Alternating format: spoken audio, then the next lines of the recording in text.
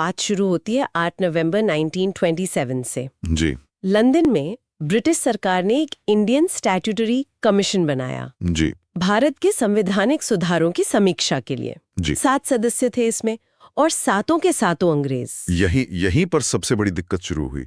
Sir John Simon इसके chairman थे, इसीलिए नाम पड़ा साइमन कमीशन। और भारतीय कोई नहीं? एक भी नहीं। आप सोचिए, एक कमीशन जो भारत का संवैधानिक भविष्य तय करने आया है और उसमें भारत का कोई प्रतिनिधि नहीं। ये अपमानजनक लगी। बिल्कुल। इससे पहले की जो कमीशंस थी, जैसा आपने शुरू में कहा, वो तो ठीक है, प्रशासनिक या आर्थिक मुद्दे थे, भर्ती, खेती। हाँ, वो विशिष्ट मामले थे। पर ये तो सीधे सीधे हमारे संविधान, हमारे भविष्य की बात थी और हमारी आवाज ही गायब। इसी ने इसे शुरुआत से ही विवादास्पद बना दिया। और इसका नतीजा जाहिर है, पूरे देश में गुस्सा फूटा, विरोध हुआ। कांग्रेस ने तो तुरंत फैसला ले लिया। जी, दिसंबर 1927 में मद्रास में उनका सालाना अधिवेशन था। एम ए अंसारी अध्यक्ष थे। हाँ, और वहां उन्होंने साफ कह दिया कि वही हर स्तर पर और हर रूप में इस कमीशन का बहिष्कार होगा, बायकॉट। और ये सिर्फ कांग्रेस की बात नहीं थी, ये भी ध्यान देना होगा। अच्छा, और कौन था साथ में? हिंदी महासभा का जो उदारवादी धड़ा था वो भी साथ आया, और मुस्लिम लीग का भी एक बड़ा हिस्सा, जिन्ना के नेतृत्व वाला, उन्होंने भी कहा हम बहिष्कार करेंगे।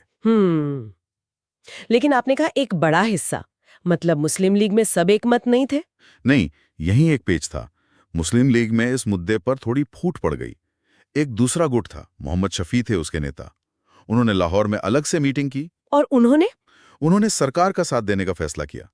तो ये दिखाता है कि उस वक्त भी, मतलब भारतीय राजनीति में अलग अलग सुर थे, एकता पूरी तरह नहीं थी। सही बात है, लेकिन आम जनता, उसका क्या मूड था? आम जनता का मूड काफी हद तक एक था, विरोध का। 3 फरवरी 1928 जब कमीशन के सदस्य बॉम्बे पहुंचे। हाँ, मैंने पढ़ा है इसके बारे में। पूरे देश में हड़तालें हुई। बिल्कुल, काले झंडे दिखाए गए और वो नारा तो बहुत मशहूर हुआ, साइमन गो बैक। साइमन वापस जाओ। हाँ, ये हर तरफ गूंज रहा था। कमीशन जहां जहां गया, उसका स्वागत इसी नारे और विरोध से हुआ। और इस विरोध को दबाने के लिए पुलिस ने भी काफी सख्ती बरती। हाँ, लाठीचार्ज की खबरें आती थीं। बहुत आम हो गया था लाठीचार्ज, और ऐसा नहीं कि सिर्फ आम लोगों पर, बड़े बड़े नेताओं को भी नहीं छोड़ा गया। सबसे दुखद घटना तो शायद लाहौर में हुई थी। जी हाँ, अक्टूबर 1928 में लाहौर में एक बड़ा विरोध प्रदर्शन चल रहा था। उसी दौरान लाठीचार्ज हुआ और उसमें लाला लाजपत राय जी को उनकी छाती पर गंभीर चोटें आईं। और वो चोटें जानलेवा साबित हुई है ना? जी, कुछ हफ्तों बाद 17 नवंबर 1928 को उनका देहांत हो गया। इस घटना ने तो जैसे आग में घी का काम किया। पूरे देश में गुस्सा और बढ़ गया होगा। बिल्कुल, लाला जी की शहादत एक बहुत बड़ा मोड़ थी।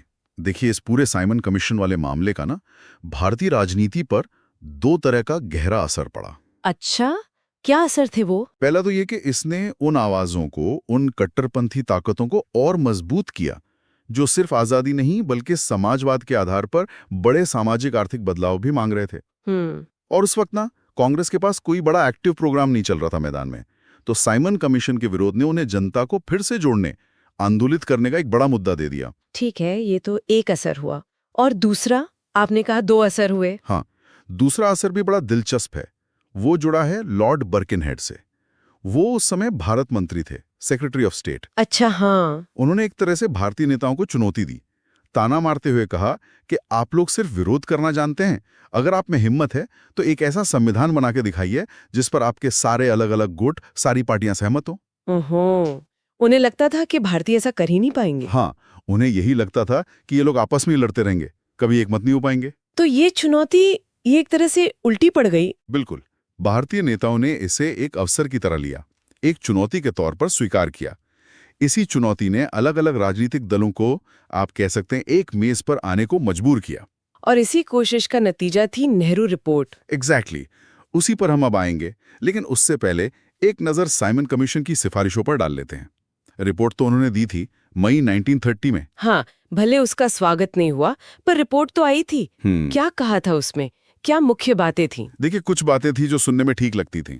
जैसे उन्होंने कहा कि प्रांतों में जो द्वैत शासन यानी डायरकी चल रही है, उसे खत्म कर देना चाहिए। हाँ, ये वो सिस्टम था ना जिसमें कुछ विभाग चुने हुए मंत्रियों के पास थे और कुछ गवर्नर के पास। जी हाँ, वही। तो कमिश्नर ने कहा इसे हटाओ, प्रांतों में प्रतिनिधि सरकार बनाओ, मतलब चुनी हुई सरकार, और प्रांतों को ज्यादा स्वायत्ता, ज्यादा ऑटोनॉमी दो। अच्छा, ये तो प्रांतों के लिए अच्छी बात लगती है, ज्यादा अधिकार।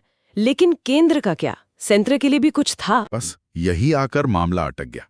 रिपोर्ट ने प्रांतों को तो स्वायत्ता देने की बात कर दी, लेकिन जब केंद्र की बात आई तो वहां जिम्मेदार सरकार या संसदीय उत्तरदायित्व देने से साफ मना कर दिया। मतलब केंद्र में असली पावर अंग्रेजों के ही हाथ में रहेगी। हाँ बिल्कुल, कंट्रोल वो छोड़ना नहीं चाहते थे। तो ये तो वही बात हुई कि एक हाथ से दिया दूसरे से वापस ले लिया जैसा। कुछ वैसा ही समझ लीजिए। और भी कुछ सुझाव थे, जैसे एक ग्रेटर इंडिया की सलाहकार परिषद बनाने की बात थी, जिसमें ब्रिटिश भारत के प्रांत और जो रियासतें थी दोनों के प्रतिनिधि हों। North west frontier province NWFP और बलूचिस्तान को अपनी विधानसभाएं मिलनी चाहिए, ये भी कहा। और 2 बड़े भौगोलिक बदलाव भी सुझाए। वो क्या थे? एक तो सिंध को बॉम्बे प्रेसिडेंसी से अलग प्रांत बना दिया जाए, और दूसरा बर्मा को भारत से अलग कर दिया जाए। तो ये थी साइमन कमीशन की सिफारिशें, जिनका खैर भारत में कोई खास असर हुआ नहीं, क्योंकि बहिष्कार ही इतना ज्यादा हो चुका था। जी। अब आते हैं उस चुनौती पर, लॉर्ड बर्किनहेड की चुनौती और उसके जवाब में तैयार हुई नेहरू रिपोर्ट। ये ज्यादा महत्वपूर्ण है। हाँ बिल्कुल। तो बर्किनहेड की चुनौती के जवाब में फरवरी 1928 में दिल्ली में एक सर्वदलीय सम्मेलन हुआ, ऑल पार्टीज कॉन्फ्रेंस। इसमें कौन कौन शामिल था? लगभग सभी थे। कांग्रेस, मुस्लिम लीग, हिंदू महासभा, सिखों की सेंट्रल सिख लीग और भी कई छोटे बड़े संगठन, सब आए। और इसी सम्मेलन ने वो समिति बनाई? जी, इसी सम्मेलन ने मोतीलाल नेहरू की अध्यक्षता में एक उप समिति बनाई। काम सौंपा गया भारत के भावी संविधान का एक मसौदा, एक ड्राफ्ट तैयार करना। और यह याद रखना जरूरी है, ये पहली बार हो रहा था कि भारतीय खुद मिलके अपने देश का संविधान लिखने की कोशिश कर रहे थे। ये वाकई में एक ऐतिहासिक पल था। क्या समिति आसानी से किसी नतीजे पर पहुंच पाई? काम तेजी से हुआ? बहुत तेजी से किया। अगस्त 1928 तक रिपोर्ट तैयार भी हो गई। इसी को नेहरू रिपोर्ट कहा गया।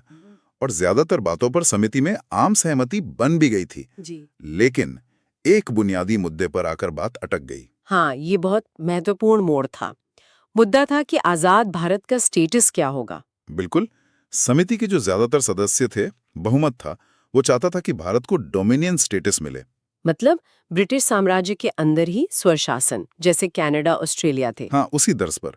लेकिन समिति में ही कुछ लोग, खासकर जो युवा पीढ़ी थी, वो इससे खुश नहीं थे।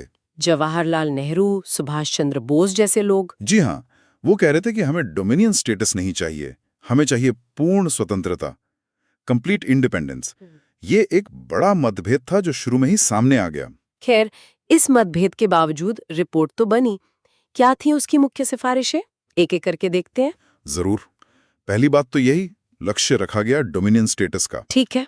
दूसरी बड़ी और महत्वपूर्ण बात, रिपोर्ट ने पृथक निर्वाचक मंडल यानी सेपरेट इलेक्टोरेट्स को पूरी तरह से खारिज कर दिया। अच्छा, ये तो बहुत बड़ा कदम था, क्योंकि मुस्लिम लीग और कुछ दूसरे अल्पसंख्यक समूह तो इसकी मांग कर रहे थे। हाँ, ये बहुत विवादास्पद था।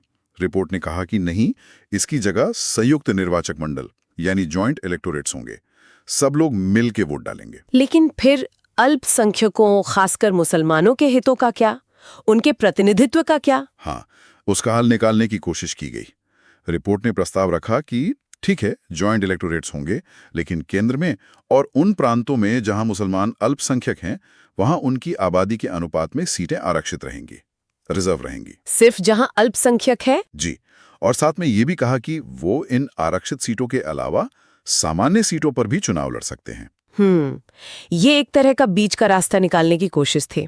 और क्या था रिपोर्ट में? एक और अहम बात थी, प्रांतों का गठन भाषा के आधार पर होना चाहिए, लिंग्विस्टिक प्रोविंसेस। अच्छा, ये मांग तो बाद में भी बहुत उठी। जी।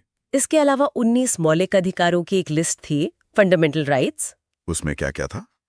उसमें महिलाओं के लिए बराबरी का अधिकार था, संगठन बनाने की आज़ादी थी और सबसे महत्वपूर्ण यूनिवर्सल एडल्ट सफ्रेज यानी सभी वयस्क नागरिकों को वोट देने का अधिकार। ये तो वाकई उस जमाने के हिसाब से बहुत आगे की बात थी। बिल्कुल, बहुत प्रगतिशील सिफारिशें थी ये। और सरकार का ढांचा कैसा सुझाया था? केंद्र और प्रांतों में दोनों जगह जिम्मेदार सरकार की बात थी। केंद्र में 2 सदन वाली संसद, एक निचला सदन हाउस ऑफ रिप्रेजेंटेटिव्स जो 5 साल के लिए सीधे वयस्क वोट से चुना जाता, और एक ऊपरी सदन सेनेट जिसे प्रांतीय काउंसिल्स 7 साल के लिए चुनती। और सरकार का मुखिया होता गवर्नर जनरल।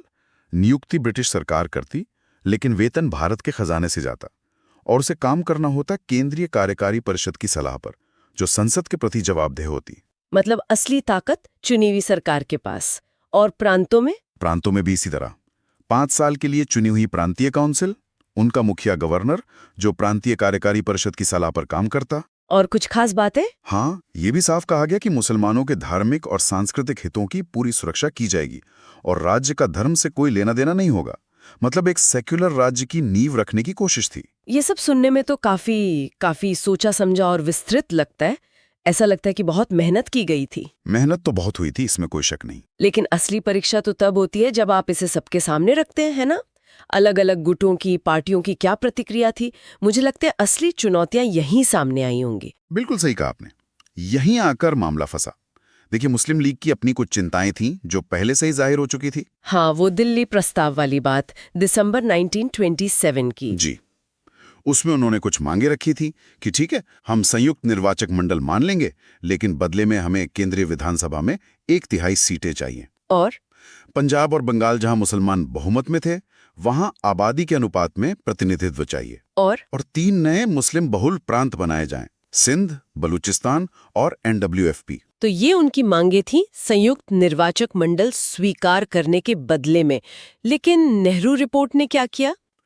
नेहरू रिपोर्ट ने इनमें से कुछ बातें तो मानी, पर पूरी तरह नहीं, और कुछ शर्तों के साथ। जैसे संयुक्त निर्वाचक मंडल तो अपना लिया, लेकिन मुसलमानों के लिए आरक्षण सिर्फ उन प्रांतों में दिया जहां वो अल्पसंख्यक थे। पंजाब और बंगाल में नहीं, जहां वो बहुमत में थे। नहीं, वहां कोई आरक्षण नहीं। और सिंध को अलग प्रांत बनाने की बात तो कही, लेकिन उसमें भी एक शर्त लगा दी। क्या शर्त? शर्त ये कि ऐसा तभी होगा जब भारत को डोमिनियन स्टेटस मिल जाएगा, और सिंध बनने के बाद वहां जो हिंदू अल्पसंख्यक होंगे उनके हितों का ध्यान रखा जाएगा। तो ये तो मुस्लिम लीग की मांगों से काफी अलग था। उधर हिंदू महासभा का क्या रुख था? वो तो शायद इन शर्तों से भी खुश नहीं होंगे। बिल्कुल नहीं। हिंदू महासभा तो नए मुस्लिम बहुल प्रांत बनाने के ही खिलाफ थी, खासकर सिंध को अलग करने के। और पंजाब और बंगाल में मुसलमानों के लिए किसी भी तरह के आरक्षण के भी सख्त खिलाफ थी। तो ऐसा लगता है कि नेहरू रिपोर्ट ने एक तरह से हिंदू महासभा की चिंताओं को ज्यादा वजन दिया। हाँ, कुछ हद तक कह सकते हैं, खासकर आरक्षण और सिंध वाले मुद्दे पर। और इसका एक और नतीजा देखिए। रिपोर्ट ने जो राजनीतिक ढांचा सुझाया वो मोटे तौर पर एकात्मक था, यूनिटरी था। मतलब ज्यादा ताकत केंद्र के पास। जी, क्योंकि जो अवशिष्ट शक्तियां थीं, रेजिडुअल पास, यानी वो सब अधिकार जो साफ तौर पर केंद्र या प्रांत को नहीं सौंपे गए हैं, वो केंद्र को दे दी गईं। जबकि मुस्लिम लीग क्या चाहती थी? मुस्लिम लीग एक ऐसा संघीय ढांचा चाहती थी जिसमें प्रांत ज्यादा मजबूत हो और अवशिष्ट शक्तियां प्रांतों के पास रहें। समझ गया। तो इन सब वजहों से जब दिसंबर 1928 में कलकत्ता में सर्वदलीय सम्मेलन दोबारा मिला नेहरू रिपोर्ट पर आखिरी मुहर लगाने के लिए, हाँ, तो वहां माहौल तनावपूर्ण हो गया होगा। बिल्कुल। वहां जिन्ना ने मुस्लिम लीग की तरफ से 3 अहम संशोधन, 3 अमेंडमेंट्स पेश किए। अच्छा, क्या थे वो संशोधन? क्या वो एक तरह से बीच का रास्ता निकालने की कोशिश थे? कह सकते हैं। पहली मांग थी कि केंद्रीय विधायिका में मुसलमानों के लिए 1/3 सीटें पक्की की जाएं, जो रिपोर्ट में नहीं थीं।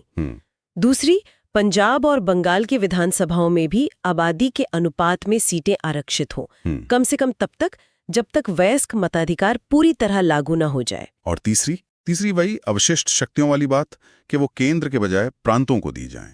और सम्मेलन ने क्या किया? क्या ये मांगे मानी गई? नहीं, सम्मेलन ने इन संशोधनों को मानने से इनकार कर दिया। ओहो। और बस यहीं से रास्ते अलग होने शुरू हो गए। इसी अस्वीकृति के बाद जिन्ना काफी निराश हुए और उन्होंने अपने मशहूर 14 सूत्र 14 पॉइंट्स पेश किए। अच्छा, ये नेहरू रिपोर्ट के रद्दे अमल में आए। हाँ, बिल्कुल। ये अगले कई सालों तक मुस्लिम लीग की राजनीति की बुनियाद बने रहे। इन 14 सूत्रों में ऐसा क्या खास था जो नेहरू रिपोर्ट से इतना अलग था? इसमें मुस्लिम हितों पर बहुत ज्यादा जोर था और ये नेहरू रिपोर्ट की कई बातों के ठीक उलट थे। जैसे पहली बात, भारत का संविधान संघीय हो जिसमें अवशिष्ट शक्तियां प्रांतों के पास हों। नेहरू रिपोर्ट के बिल्कुल विपरीत। ठीक। प्रांतों को पूरी स्वायत्ता मिले, केंद्र और प्रांतीय मंत्रिमंडलों में कम से कम 1/3 मंत्री मुसलमान हों।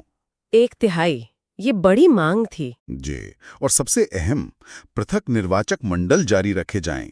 नेहरू रिपोर्ट ने जिन्हें खारिज किया था, जिन्ना ने उन्हें वापस मांगा। ओहो, ये तो बिल्कुल उल्टा हो गया। हाँ, और मांगे थीं कि मुस्लिम बहुमत वाले प्रांतों जैसे पंजाब, बंगाल, NWFP, उनकी सीमाओं में कोई ऐसा बदलाव न किया जाए जिससे उनका बहुमत खत्म हो। सिंध को तुरंत बंबई से अलग किया जाए बिना किसी शर्त के, और मुसलमानों के धर्म, संस्कृति, शिक्षा, इन सबके अधिकारों की पूरी सुरक्षा हो। तो ये तो साफ है कि नेहरू रिपोर्ट और मुस्लिम लीग की मांगों के बीच की खाई वो बहुत चौड़ी हो गई थी। बहुत ज्यादा।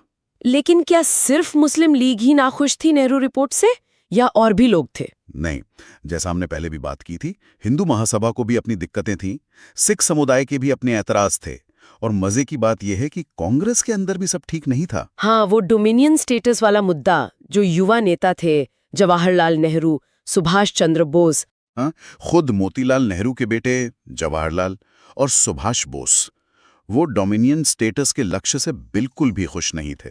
वो पूर्ण आजादी चाहते थे। बिल्कुल, पूर्ण स्वराज।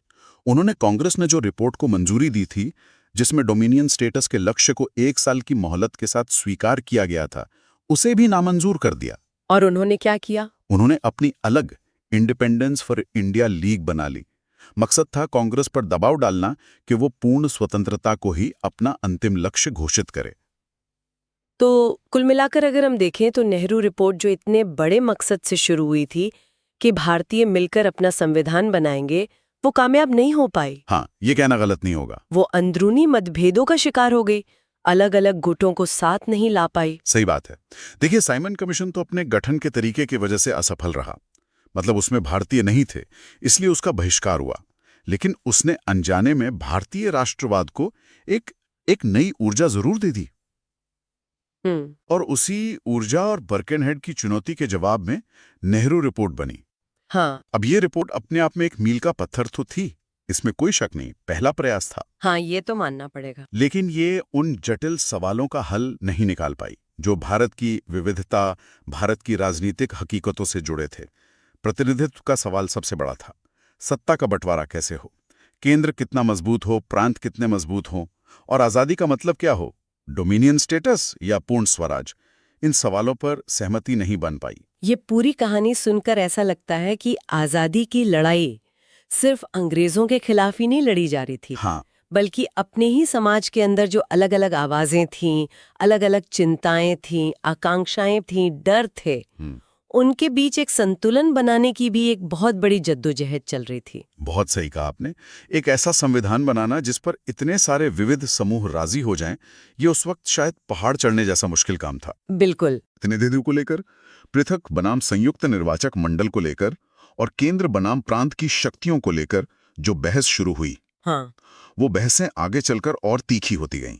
नेहरू रिपोर्ट और जिन्ना के 14 सूत्रों के बीच जो फासला हमें यहां दिखा, वो भविष्य में बढ़ने वाले राजनीतिक विभाजन की एक तरह से आहट थी। और यहीं पर हम आज के इस बातचीत को रोकते हैं, लेकिन श्रोताओं के सोचने के लिए एक सवाल जरूर छोड़ जाते हैं। जी।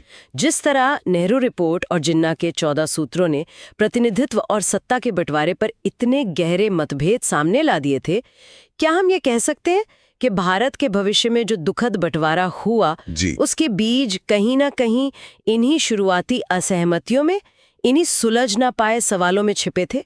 इस पर जरूर सोचिएगा।